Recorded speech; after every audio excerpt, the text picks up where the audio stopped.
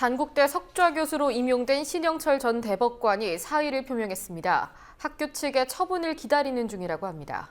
광우병 집회 재판 개입 등으로 법관 자질 논란이 있었던 신 전 대법관, 석좌 교수 임명 과정에서 낙하산 임명 의혹까지 제기됐다는 것을 뉴스K가 보도해드렸는데요. 학생들의 반대 집회가 이어진 끝에 결국 신 전 대법관 스스로 물러나겠다고 밝힌 겁니다. 석좌 교수제의 경우 일종의 로비 창구로 변질됐다는 지적을 받아왔죠. 이번 사례가 어떤 영향을 미칠지 주목됩니다. 성지훈 기자입니다.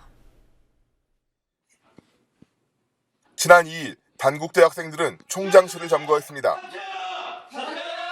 법대 석좌 교수로 임용된 신영철 전 대법관의 임용 취소를 요구하기 위해서입니다.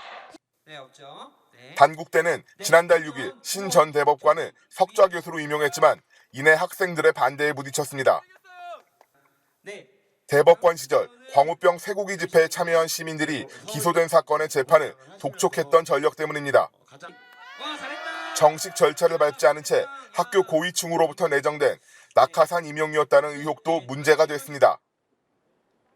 학생들은 임용반대 대책위를 구성해 학내 곳곳에 신 전 대법관의 임용을 규탄하는 대자보와 플래카드를 게시하고 선전전과 서명운동을 통해 임용 반대 활동을 벌였습니다. 단국대는 신 전 대법관의 임용에 절차적 하자가 없다는 입장을 고수하며 강의를 최소화하겠다는 중재안을 내놨지만 학생들이 반발을 멈추지 않고 총장실 점거까지 이어지는 등 사태는 수습되지 않았습니다. 결국 신 전 대법관이 이달 초 사직 의사를 표명했습니다. 신 전 대법관은 학사 운영에 지장이 되지 않게 학교의 결정을 기다리는 중이라는 입장을 밝힌 것으로 전해집니다. 학교 측에서는 신 전 대법관에게 학생들의 의사를 전달하기는 했지만 아직 공식적인 절차가 진행된 바는 없다고 밝혔습니다.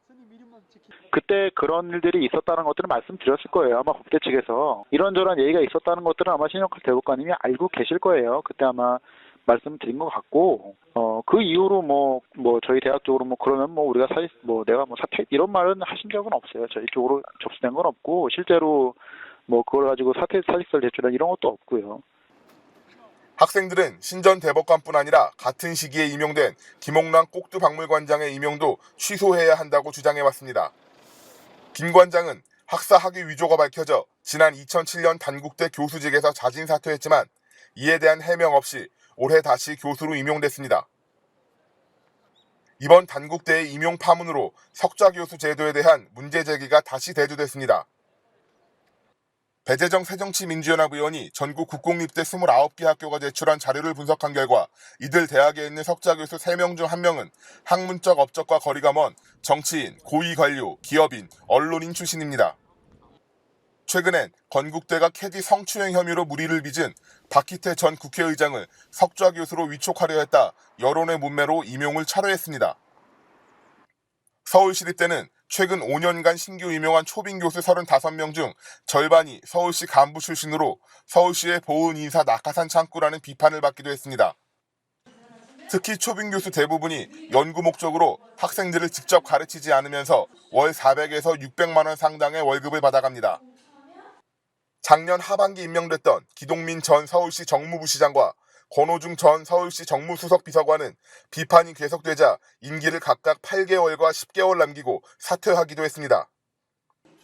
국공립대가 교육이나 연구와 관계없는 퇴직 고위공직자나 공무원, 기업인, 정치인을 임용해 이들에게 교수 경력 쌓기 기회를 주고 이들을 활용해 대외 활동과 교원 확보율 등에서 이득을 취하고 있다는 지적이 이어집니다. 단국대도 신 전 대법관을 임용하면서 신 전 대법관이 석좌 교수로 있으면 로스쿨 유치를 위한 대외 협상력에 큰 도움이 될 것으로 기대했다는 이유를 밝힌 바 있습니다. 국민TV 뉴스 성지훈입니다.